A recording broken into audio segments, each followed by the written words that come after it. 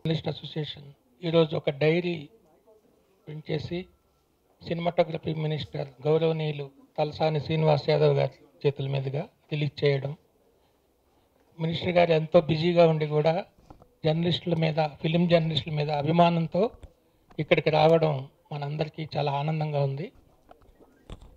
First ఈ మామూలుగా cinematography minister అంటే సినిమాలకి సంబంధం లేని వాళ్ళు ఎక్కువగా ఉంటారు. బట్ తలసాని గారికి సినిమాల మీద మంచి అభిరుచి ఉంది, మంచి అవగాహన ఉంది. సినిమాల మీద బాగా అనాలిసిస్ చేస్తారు. అందరి హీరోలతో, అందరి డైరెక్టర్లతో, అందరి ప్రొడ్యూసర్లతో, టోటల్ ఇండస్ట్రీతోనే ఒక మంచి అనుబంధం ఉన్న వ్యక్తి అవ్వడం వలన ఈయన హయాంలోనే సినిమా ఇండస్ట్రీ చాలా డెవలప్మెంట్ అవుతుంది కూడా.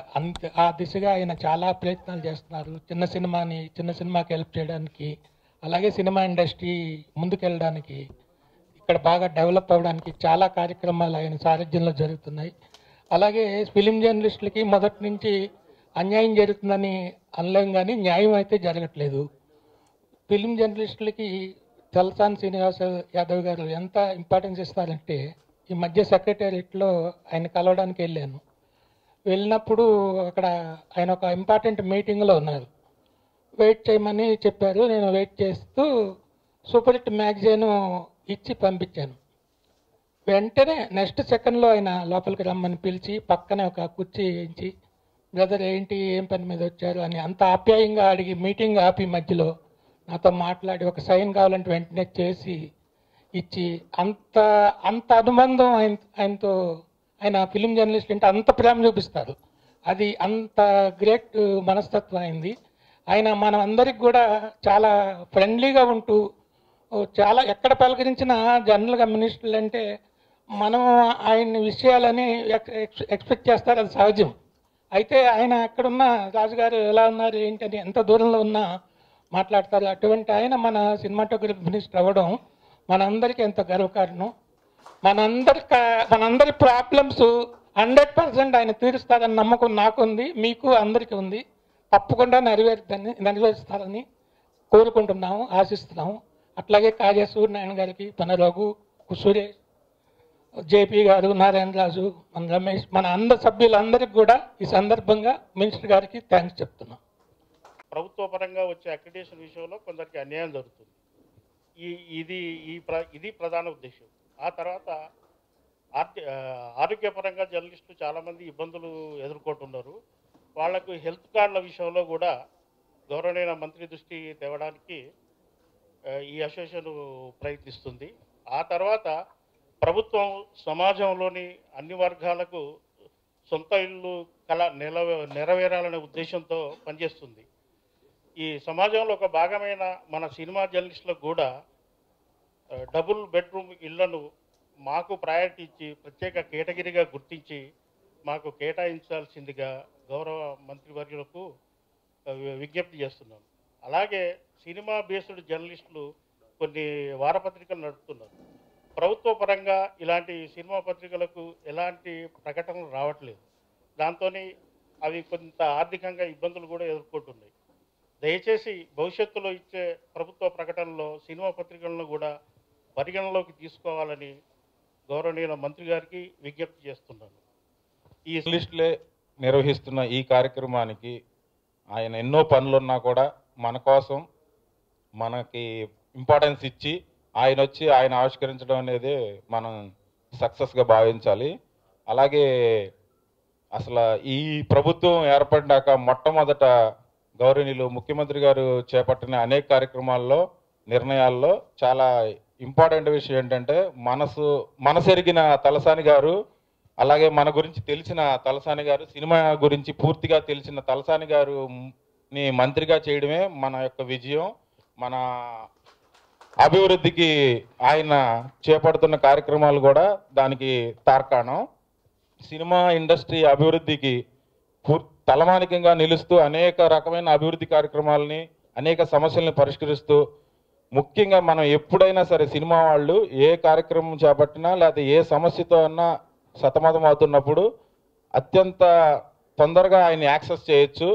అలాగే ఆయన ఇప్పుడు ఈ సమస్యల పరిష్కారానికి, సినిమా ఇండస్ట్రీ సమస్యల పరిష్కారానికి ఆయన తీసుకునే కొన్ని కార్యక్రమాల్లో కూడా జర్నలిస్టుల్ని భాగస్వాములు చేయడం, ఉదాహరణకు సురేష్ కొండని కానీ ఇలాంటి వాళ్ళందరినీ కూడా.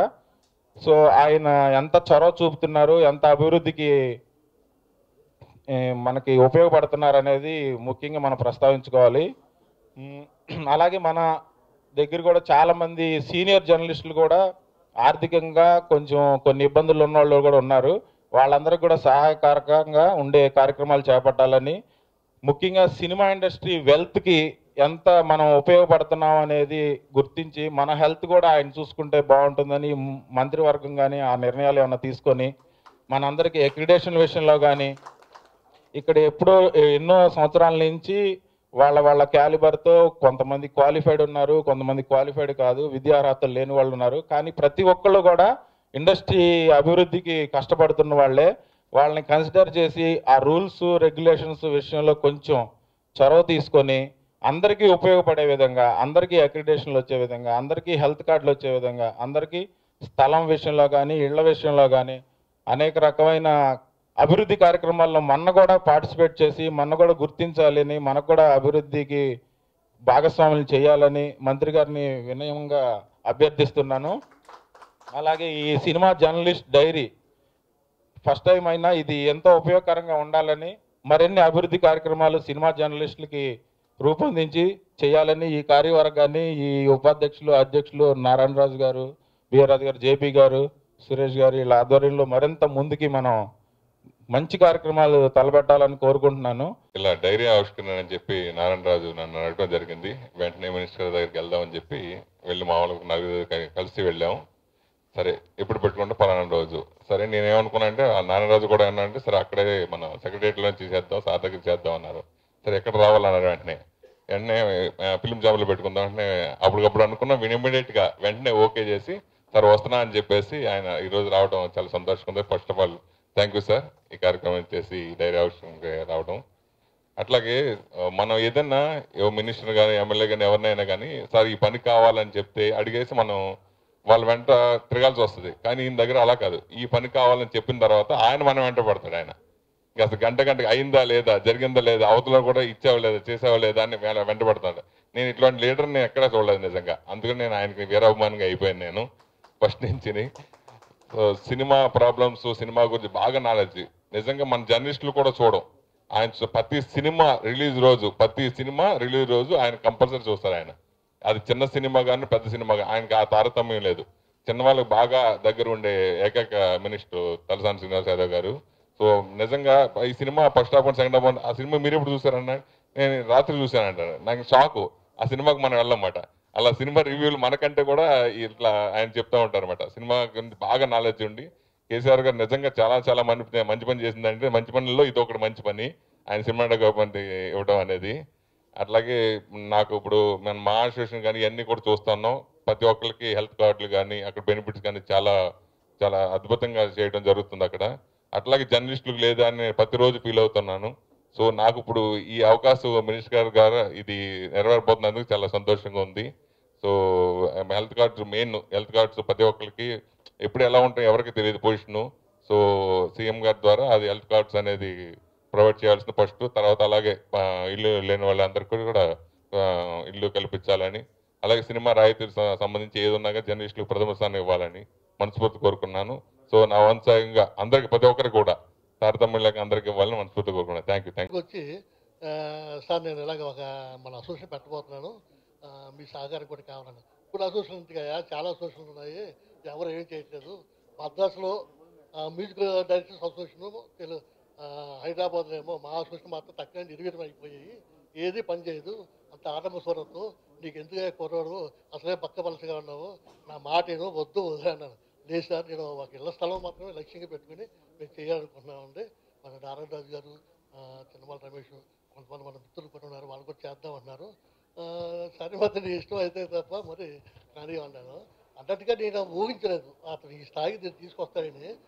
సత్యం నేను ఊహించలేదు. అంటే వెనకాల నారాయణరాజు గారు లాంటి వాళ్ళు ఈ కొంతమంది వద్దంటున్నారు. అందుచేత వస్తే ఈ కార్యక్రమాన్ని ముఖ్యంగా తలసాని శ్రీనివాస్ అంటే మినిస్టర్ గారిని తీసుకురావడం నిజంగా గొప్ప కార్యక్రమమే. అయితే దీన్ని కడగంట ముఖ్యంగా వాళ్ళు చెప్పారు, మీ ఎజెండా ఏమిటో సత్యం అన్నాను. ఏం లేదు, ఇళ్ల స్థలాలండి ముఖ్యంగా అన్నాడు.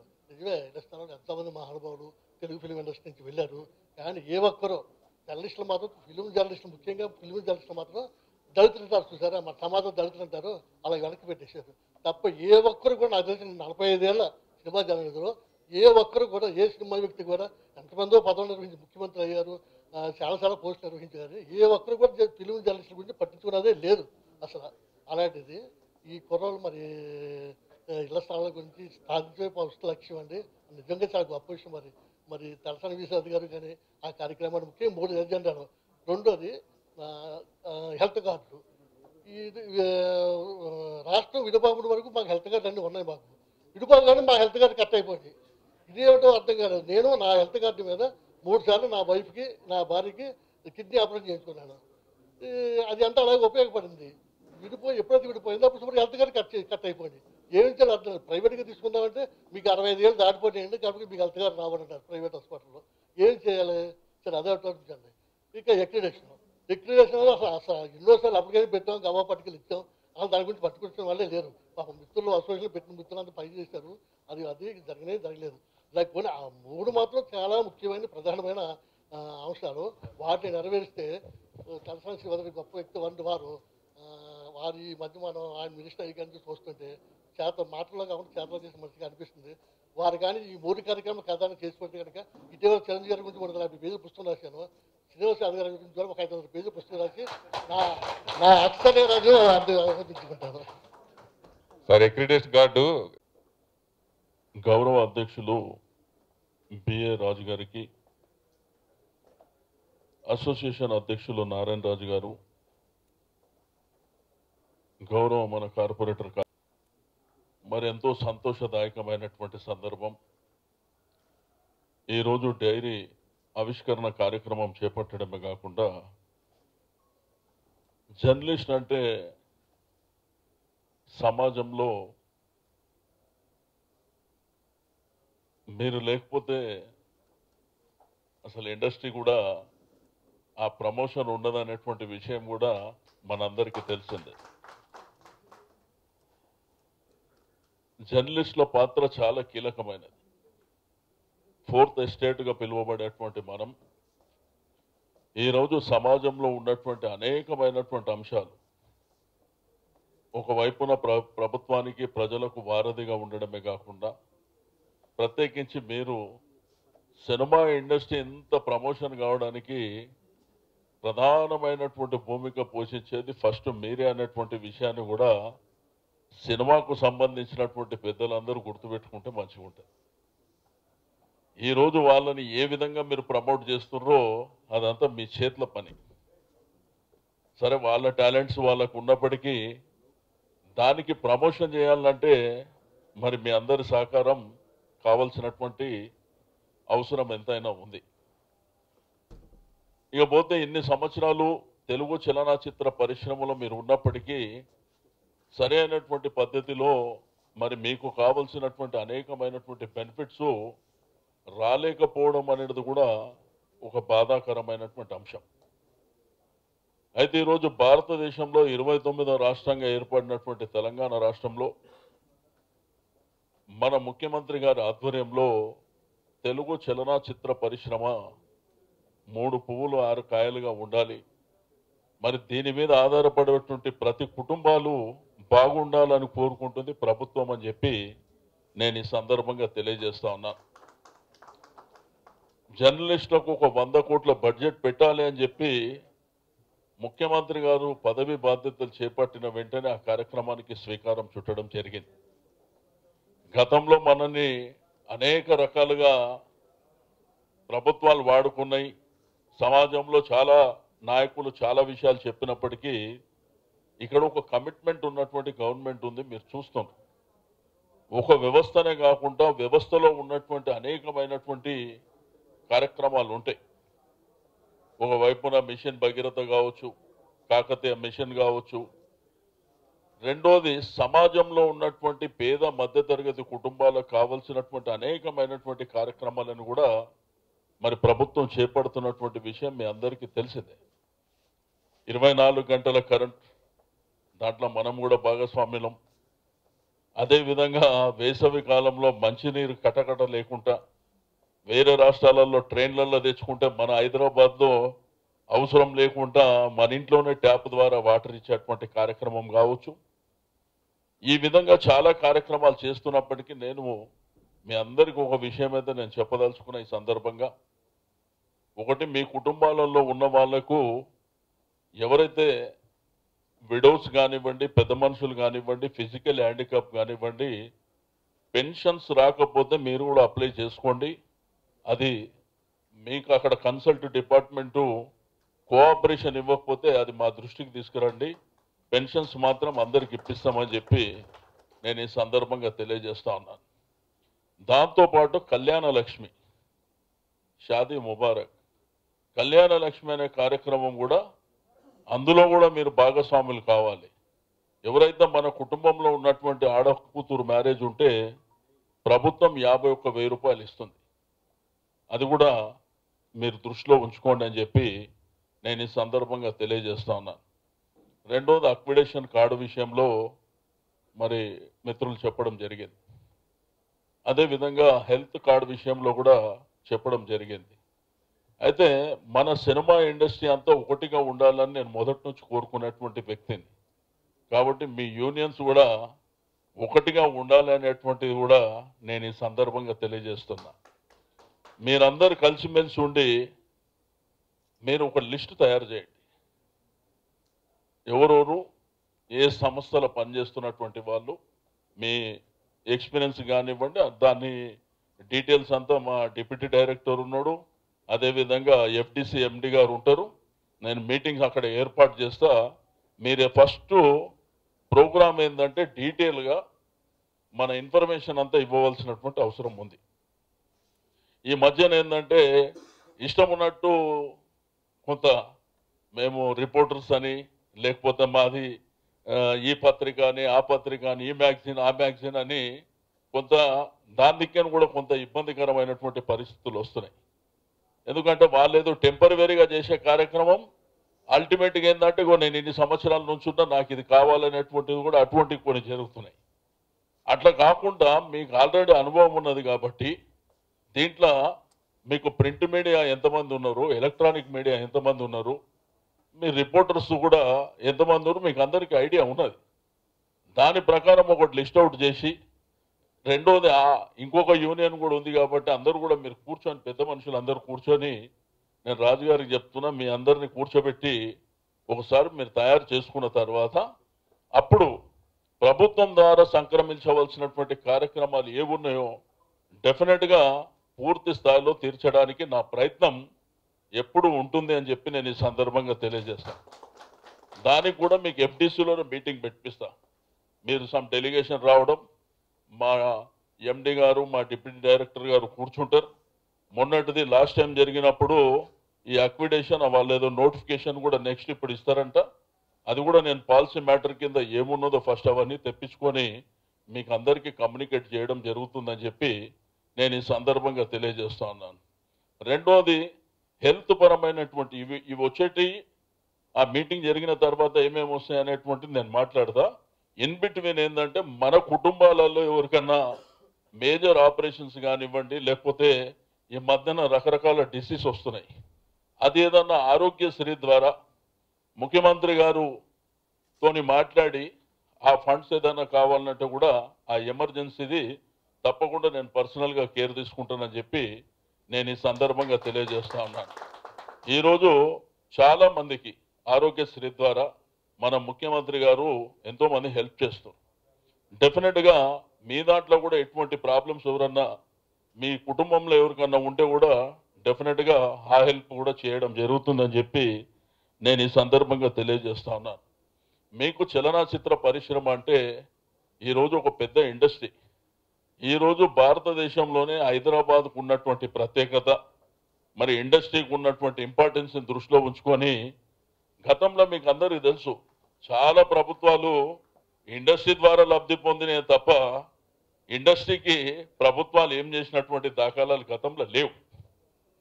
కానీ తెలంగాణ ప్రభుత్వం ఈరోజు మన ముఖ్యమంత్రి గారు కొత్త ఆలోచన విధానంతో ముందుకెళ్తున్నారు. ఏదైతే చిన్న సినిమాల పరిస్థితి మీకు అందరికీ తెలిసిందే. పాపం వాళ్లకు థియేటర్స్ దొరకవు. ఫర్ ఎగ్జాంపుల్ ఈ మధ్యకాలంలో సంక్రాంతికి ఆ నారాయణమూర్తి గారికి థియేటర్స్ దొరకలే. కానీ మీరు కూడా ఇటువంటి ఫోకస్ చేయవలసినటువంటి అవసరం ఉంది. అసలు ఎందుకు వస్తున్నాయి ఈ పరిస్థితులు? చిన్న సినిమాకు సంబంధించిన వాళ్ళు బతకవలసినటువంటి అవసరం ఇండస్ట్రీలో లేదా? ఇటువంటివి కూడా మీరు ఫోకస్లోకి తీసుకురావాల్సినటువంటి అవసరం ఉంది. అయితే అందుకే మేము ప్రభుత్వ పరంగా డిపార్ట్మెంట్ పరంగా చిన్న సినిమాలకు 5th షో ఇవ్వబోతున్నాం. అది ఓన్లీ చిన్న సినిమాల వాళ్ళకే పరిమితంగా ఆ 5వ షో ఇవ్వడానికి మరి గవర్నమెంట్ ఒక పాలసీ కింద ఆ కార్యక్రమాన్ని అతి త్వరలోనే టేకప్ చేయడం జరుగుతుందని చెప్పి నేను ఈ సందర్భంగా తెలియజేస్తా ఉన్నాను. అదేవిధంగా షూటింగ్స్ పర్మిషన్ కూడా ఇది మీకు సంబంధించినది, జర్నలిస్టులకు సంబంధించింది కాకపోయినప్పటికీ షూటింగ్ పర్మిషన్ కూడా ఒకటే అంబ్రెలా కింద ఉండాలని సింగిల్ విండో కూడా తేబోతున్నామని చెప్పి నేను ఈ సందర్భంగా తెలియజేస్తా ఉన్నాను. ప్రభుత్వ ఉద్దేశం వల్ల డెఫినెట్గా రాబో కాలంలో మరి సినిమా ఇండస్ట్రీని ఇంకా ప్రమోట్. మన అదృష్టం ఏంటంటే ఈ సంవత్సరం సంక్రాంతికి రిలీజ్ అయినటువంటి సినిమాలన్నీ మీకు ఖైదీ నంబర్ 150 కానీ, శాతకర్ణి కానివ్వండి, శతమానం భవతి కానివ్వండి, అదేవిధంగా ఆ సినిమా కూడా మన నారాయణమూర్తి గారిది police constable Venkataraman something head constable, అది కూడా బాగానే ఉంది. అయితే ఈ సంవత్సరం అంతా ఇండస్ట్రీ బాగుంటుంది, మీరందరూ కూడా బాగుండాలని కోరుకుంటున్నా. అయితే ఇండస్ట్రీలో సంబంధించినటువంటి పెద్దలు కూడా ఎప్పుడైనా కానీ ప్రభుత్వం ద్వారా ఇండస్ట్రీకి ఏదన్నా కావాలి అని అడిగేటువంటి సందర్భం వచ్చినప్పుడు వాళ్ళు జర్నలిస్టులను కూడా దృష్టిలో ఉంచుకొని మీది కూడా ఒక సబ్జెక్టు మమ్మల్ని అడిగేటప్పుడు పెట్టుకోవాలని చెప్పి నేను ఈ సందర్భంగా కోరుతున్నా. ఎందుకంటే మీరు కూడా అందులో ఒక భాగస్వామే కాబట్టి ఇప్పుడు ఇండస్ట్రీకి సంబంధించిన వాళ్ళు మాకు ఇది కావాలి అది కావాలని చాలా సందర్భాల్లో చెప్తుంటారు. కానీ మా జర్నలిస్టులకు కూడా ఇది కావాలనేటువంటిది ఎప్పుడు గతంలో జరిగినటువంటి దాఖలాలు లేవు. కాబట్టి ఇండస్ట్రీ పెద్దలు కూడా డెఫినెట్గా వీళ్ళు కూడా ఒక ఫ్యామిలీ మెంబర్స్ లాగా సినిమా ఇండస్ట్రీలో కుటుంబం లాగా వాళ్ళ కార్యక్రమాలను కూడా తప్పకుండా మరి మీరు ఇచ్చేటువంటి రిప్రజెంటేషన్లో అది కూడా భాగం కావాలని నేను కోరుకుంటున్నా అని చెప్పి నేను ఈ సందర్భంగా తెలియజేస్తా ఉన్నాను. ఈరోజు తెలంగాణ ప్రభుత్వం వచ్చిన తర్వాత మీరందరూ చూస్తున్నారు అన్ని వ్యవస్థలకు, అన్ని సమస్యలకు, అన్ని విషయాలలో అడ్రస్ చేసే విధంగా ప్రభుత్వం పనిచేస్తుంది. 1, 2, 3 అని కాకుండా ఇది మాకు సంబంధం లేదు, ఇది మాకు సంబంధించింది అని కాకుండా వ్యవస్థలో ఉన్నటువంటి అన్ని విషయాలను కూడా కులంకుశంగా ముందుకు తీసుకెళ్ళడానికి మన ప్రభుత్వం పూర్తి స్థాయిలో మరి ముఖ్యమంత్రి గారి ఆధ్వర్యంలో పనిచేస్తున్నటువంటి విషయాన్ని కూడా నేను ఈ సందర్భంగా తెలియజేస్తా ఉన్నాను. ఈరోజు మీకు అందరికీ తెలుసు కాబట్టి నేను మళ్ళొకసారి మీ అందరినీ ప్రత్యేకించి మీ అధ్యక్షుల వారిని కోరేది, అదేవిధంగా మీ అడ్వైజర్ గారిని కోరేది, ఇద్దరిని కూర్చోబెట్టి వీలైనంత తొందరలో మరి ఎవరెవరికి అక్విడేషన్ కార్డులు కావాలి, అదేవిధంగా హెల్త్ కార్డ్స్ ఎవరెవరికి కావాలి, డిపార్ట్మెంట్లో కూడా సాధ్యాలను కూడా నేను ఎప్పటికప్పుడు మాట్లాడుకొని మరి ఫేజ్డ్ మేనర్గా ఇస్తామా ఒకటేసారి ఇస్తామా అనేటువంటిది కూడా నేను ఎప్పటికప్పుడు మాట్లాడి మీరు ఇచ్చేటప్పుడు మాత్రం గత అనుభవాలను దృష్టిలో ఉంచుకొని జర్నలిస్టు ఎన్ని సంవత్సరాల నుంచి ఉన్నారు ఆ ప్రియారిటీస్ పెట్టుకోండి. ఆ ప్రియారిటీస్ పెట్టుకున్నప్పుడు సీనియారిటీ ఉన్న వాళ్ళకు ఫస్ట్ ఫేజ్ కింద తీసుకొని ఆ తర్వాత సీనియారిటీ ఉన్న వాళ్ళని సెకండ్ ఫేజ్ కింద అట్లా ఇట్లా మీరు తయారు చేయండి. దాని ప్రకారం మరి నా సహకారం పూర్తి స్థాయిలో ఉంటుంది అని చెప్పి నేను ఈ సందర్భంగా తెలియజేస్తా ఉన్నాను. ఈరోజు ప్రభుత్వం అనేకమైనటువంటి కార్యక్రమాలు చేపట్టడమే కాకుండా మరి ముందుకు వెళ్తున్నటువంటి సందర్భంలో మరి మీ అందరూ కూడా నేను మనస్ఫూర్తిగా అభినందనలు. నేను ఒకటి మాత్రం ఖచ్చితంగా చెప్పగలుగుతా, సినిమా ఇండస్ట్రీ ఏ సినిమా ప్రమోషన్ ఏ సినిమా సక్సెస్ ఫెయిల్యూర్ ఉన్నా కానీ మీ పాత్ర మీ ప్రమేయం లేకుండా ఏది జరగదని నేను ఖచ్చితంగా చెప్పగలుగుతా అని చెప్పి నేను ఈ సందర్భంగా తెలియజేస్తా ఉన్నాను. ఒక వ్యక్తిని వ్యవస్థలో ఉన్నటువంటి ఒక హీరోని కావచ్చు లేకపోతే ఇతరత్ర వాళ్ళని కావచ్చు మీదికి తీసుకువెళ్ళాలన్నా మీరే, కిందికి తీసుకురావాలన్నా మీరే, అది మీ చేతిలోనే ఉంటుంది. డెఫినెట్గా మరి ఆ విషయాన్ని గుర్తుంచుకోవాల్సినటువంటి అవసరం ఎంతైనా ఉంది అని చెప్పి నేను ఈ సందర్భంగా తెలియజేస్తూ, తప్పకుండా మరి ప్రభుత్వం మీ పట్ల సానుకూలతతో ఉంటుంది. డెఫినెట్గా నాకున్నటువంటి అనుభవాన్ని దృష్టిలో ఉంచుకొని మరి ఎప్పటికప్పుడు పెద్దలందరూ మాట్లాడుతుంటారు. నేను కూడా పూర్తి స్థాయిలో సినిమా ఇండస్ట్రీ నుంచి నేను పర్సనల్గా ఏం కోరుకునేది ఉండదు. రెండోది, చాలా మంది అనుకుంటారు నేనేదో గతంలో సినిమాలు తీసినా అని, లేకపోతే నాకు సినిమాలతో నాకు ఎటువంటి సంబంధం లేదు. ఏ సినిమా కూడా నేను తీసినటువంటి దాఖలు లేవు. కానీ మొదటి నుంచి నాకు అందరితో మిత్రత్వం ఉంది కాబట్టి అందరితో నేను మాట్లాడటం కలివిడిగా ఉండడం, ఫ్రెండ్గా ఉండడం అదే జరుగుతుంది తప్ప ఇండస్ట్రీలో ఏ రోజు కూడా నేను ఒక సినిమా తీసినటువంటి దాఖలాలు కానీ లేవు. గతంలో నా మిత్రుడు శ్రీహరి ఉన్నప్పుడు నా పేరు పెట్టి సినిమా, లేకపోతే సినిమాలో కూడా హీరోకు నా పేరు పెట్టినటువంటి దాఖలాలు ఉన్నాయే తప్ప వేరేది ఏం లేదని చెప్పి నేను ఈ సందర్భంగా మరోసారి మీ అందరికీ తెలియజేస్తూ, డెఫినెట్గా మీరందరూ మీ కుటుంబాలు బాగుండాలని కోరుకుంటూ సెలవు తీసుకుంటాను. Thank you. తిరుపతి నుంచి తీసుకొచ్చిన సాల్వ, ప్రత్యేక సాల్వ అది. ఇంకోటి, మన తెలుగు చలనచిత్ర పరిశ్రమకు పెద్ద దిక్కు అయినటువంటి దాసరి నారాయణరావు గారి ఆరోగ్యం కుదుటపడుతుంది. మేబీ ఇంకొక 3-4 రోజుల్లో ఇంకా పుంజుకోవడం జరుగుతుంది. ఆ తర్వాత మేబీ ఒక 1 month అనుకుంటా. రికవరీ మాత్రం చాలా స్పీడ్గా జరుగుతుంది. నేను నిన్న కూడా వెళ్ళొచ్చిన. ఎందుకంటే సినిమా ఇండస్ట్రీకి తను చేసినటువంటి కృషి, ఒక నిర్మాత, ఒక డైరెక్టరే కాకుండా ఆయన ఎప్పుడు సినిమా ఇండస్ట్రీలో ఉన్నటువంటి ప్రతి వ్యక్తి కోసం పాటుపడేటువంటి, అందుకే ఇంతమంది అభిమానుల బ్లెస్సింగ్స్ వలన ఆయన తొందరగా కోలుకుంటున్నారని చెప్పి తెలియజేస్తాను.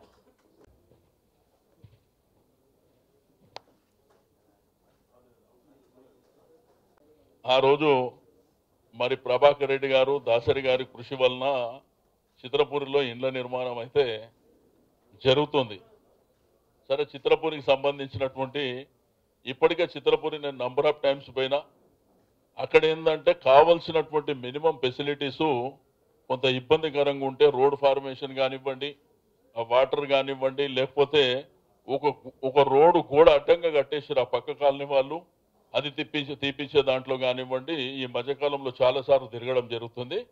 తప్పకుండా రాబో కాలంలో మీరేదైతే డబుల్ బెడ్రూమ్ ఇండ్లు అన్నారో, తప్పకుండా ప్రభుత్వం ఏదైనా ఆలోచన చేసినప్పుడు మాత్రం మిమ్మల్ని వ్యూలో పెట్టుకొని చేయడం జరుగుతుందని చెప్పి నేను ఈ సందర్భంగా తెలియజేస్తాను.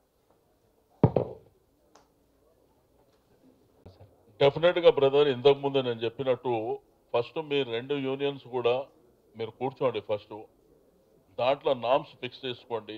దాంట్లో సీనియారిటీ ఏమున్నది, ఎన్ని సంవత్సరాల నుంచి పనిచేస్తున్నారు. రెండోది, ప్రభుత్వం ఈ మధ్యకాలంలో తెలంగాణ గవర్నమెంట్ ప్రవేశపెట్టినటువంటి అనేకమైనటువంటి స్కీమ్స్లో భాగంగా జర్నలిస్టులకు కూడా ఒక కార్యక్రమం తీసుకుంటుంది.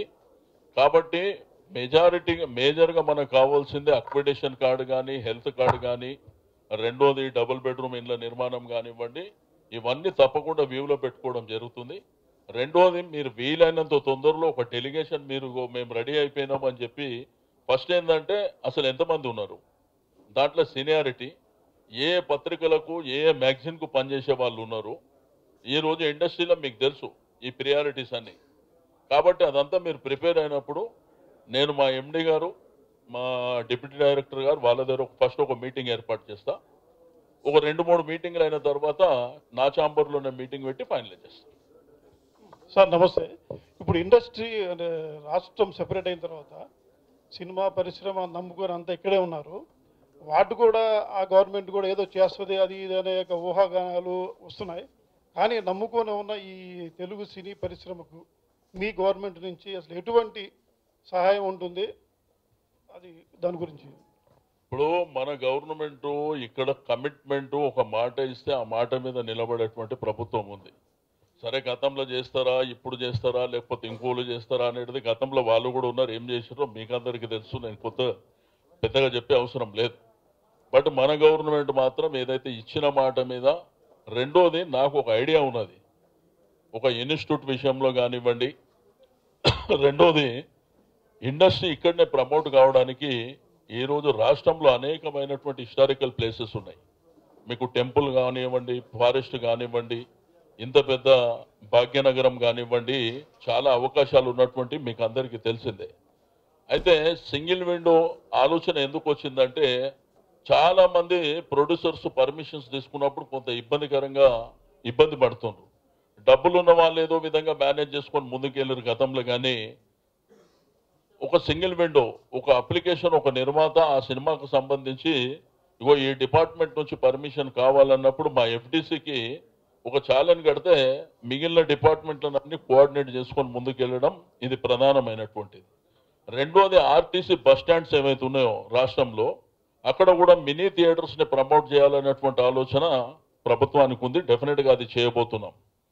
రెండోది ఇక్కడ ఇండస్ట్రీలో ఉన్నటువంటి ప్రతి ఒక్కళ్ళు తెలుగు చలనచిత్ర పరిశ్రమ 3 పువ్వులు 6 కాయలుగా ఉండాలంటే ప్రతి ఒక్కరికి పని కల్పించవలసినటువంటి అవసరం ఒకటి ఉంది. ఉద్యోగ భద్రత చాలా వరకు మనం ఆ విషయంలో ప్రత్యేకమైనటువంటి చొరవ చూపించి కొన్ని యూనియన్లు కావచ్చు, కొంతమంది మీకు డాన్సర్స్ లేకపోతే స్టంట్ మాస్టర్స్ వీళ్ళ యూనియన్స్ సంబంధించి గొడవలు కూడా చాలా సందర్భాల్లో వచ్చినప్పుడు దాంట్లో కూడా ఒక పరిష్కారం ఇచ్చినాం. డెఫినెట్గా రాబో కాలంలో మాత్రం ఇండస్ట్రీకి సంబంధించి ప్రభుత్వం చేయవలసినటువంటి ప్రతి పనిని మనం చేపట్టడం జరుగుతుంది. డెఫినెట్గా ఈ ఇండస్ట్రీని ఇంకా ప్రమోట్ చేయడానికి తీసుకోవాల్సినటువంటి స్టెప్స్ కూడా అతి త్వరలో ముఖ్యమంత్రి గారి దగ్గర ఒక మీటింగ్ కూడా మరి మనకు వస్తుంది. ఆ మీటింగ్లో చాలా వరకు ఏవైతే మన అవార్డ్స్ కూడా ఉన్నాయి, మీకు ఉగాదిలో ఇచ్చేటువంటి గతంలో నంది అవార్డ్స్ ఇచ్చిండ్రు. కాబట్టి ఇవన్నీ కూడా రాబో కాలంలో మేబీ దసరాకు ఇవ్వాలనేటువంటి ఆలోచనతో ప్రభుత్వం ఉంది. కాబట్టి ఆ విషయంలో కూడా ప్రధానమైనటువంటి ఇప్పటికే మా కేవి రమణాచారి గారితో ఒక కమిటీ ఇష్టం మీకు కూడా తెలుసు. వాళ్ళు ఇప్పటికే వాళ్ళ ప్రిపరేటరీ వర్క్ అంతా చేసిర్రు. వీలైనంత తొందరలో ఆ కార్యక్రమం కూడా తీసుకోవడం జరుగుతుంది. ఈ పేరు ఏమైనా సజెస్ట్ చేశారంటే నంది అవార్డ్స్ పేర్లు ఒక 3-4 పేర్లు అనుకుంటున్నాం. అల్టిమేట్ గా సీఎం గారి దగ్గరికి వెళ్ళిన తర్వాత ఫైనలైజ్ చేయడం జరుగుతుంది.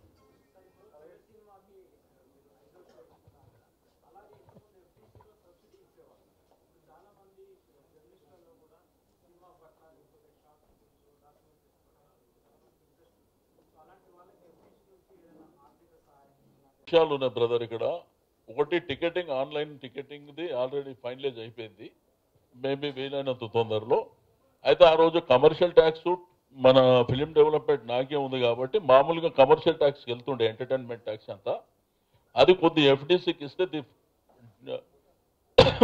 ఎఫ్డీసీని కూడా స్ట్రెంథన్ చేద్దామనేటువంటి ఆలోచన. దానిలో భాగమే మీరు అన్నట్టు కొంత చిన్న సినిమాలు కావచ్చు, లేకపోతే షార్ట్ ఫిలిమ్స్ కావచ్చు, మెసేజ్ ఓరియంటేషన్ పిక్చర్స్ కావచ్చు, డెఫినెట్గా ప్రమోట్ చేయడం జరుగుతుంది.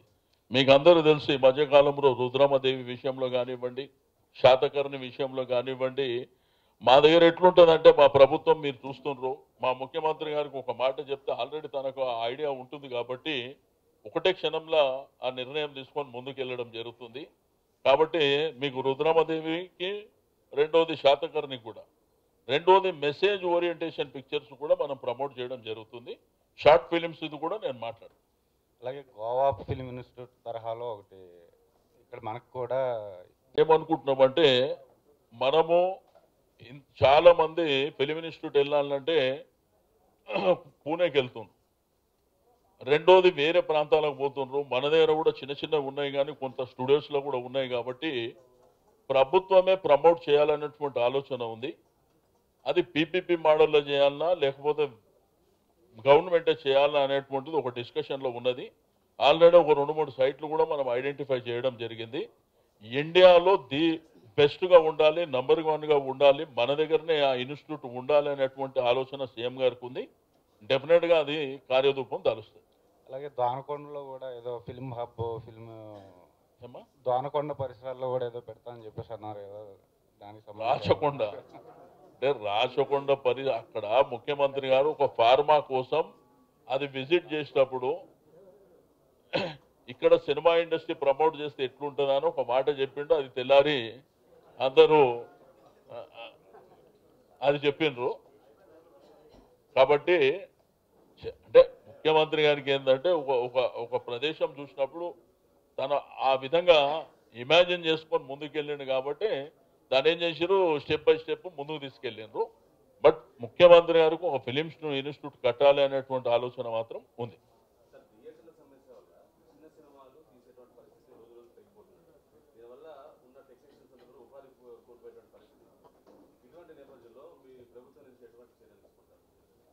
ఇప్పుడు చెప్పిన కదా బాస్, ఇప్పుడు 5th షో ఇవ్వాలనేటువంటి ఆలోచన ప్రభుత్వానికి ఉంది.